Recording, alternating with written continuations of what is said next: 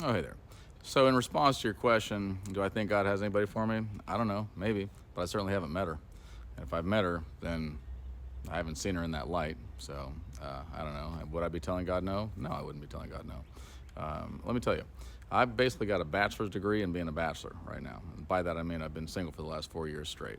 And it seems like any time that a girl comes near that gives a possibility, like age appropriate, sort of, and, like, oh, we kind of have similar whatever, something messes it up. Something that is intentional, okay, like spiritually intentional, is blocking me.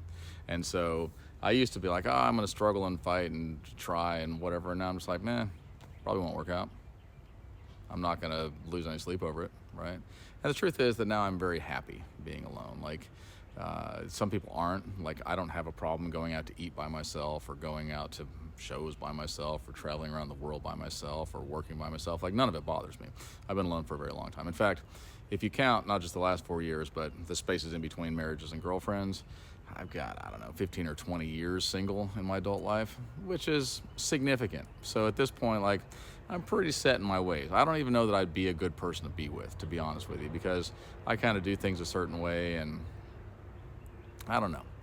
If by some miracle God provides some girl that's like, wow, you can actually tolerate me, and I don't mean me tolerate her, I mean she tolerates me, that would be a miracle, right? And, a short list of things that I want to have in a girlfriend. Like, I don't think it's that big of a deal, but apparently, like, it's like asking for a unicorn. Like, I don't want somebody that's a drug addict. Sorry. I've dealt with that before. I'm not into it.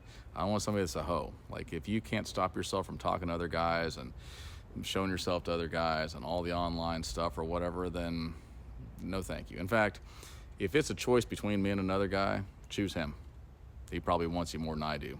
So that's kind of a deal breaker for me. I've been cheated on enough. I'm just over it. I just don't want drama. I don't want somebody else's kids to raise. Like, if your kids are raised already or you don't have any at all, maybe.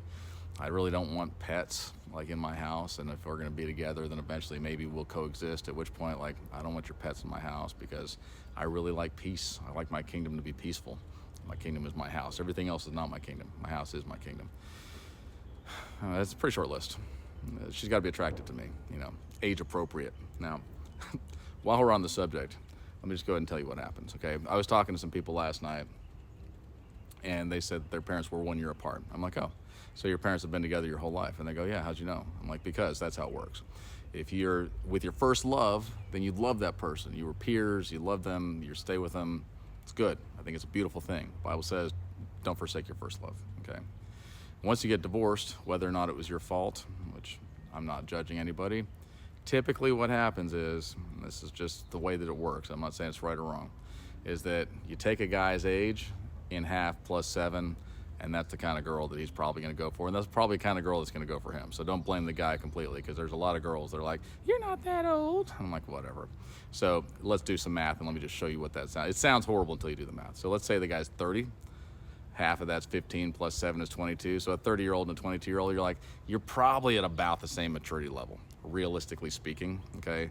Like, she's maturing faster than you, but you've had some time to, like, make some money, and that's kind of what she's after. So typically, second marriage, to some degree, the guy's like, I want a girl that looks good, and the girl's like, I want a guy that's got money and security. I'm not hating, I'm just saying that's typically how it is. Now, I've been married twice. I don't know what the third one is. I don't think I've got it in me, to be honest with you. So this is a really long answer, and I don't know why anybody would even care why in the world I'm single, or if I'm single, or any other thing. Like, live your life. But, there's your answer.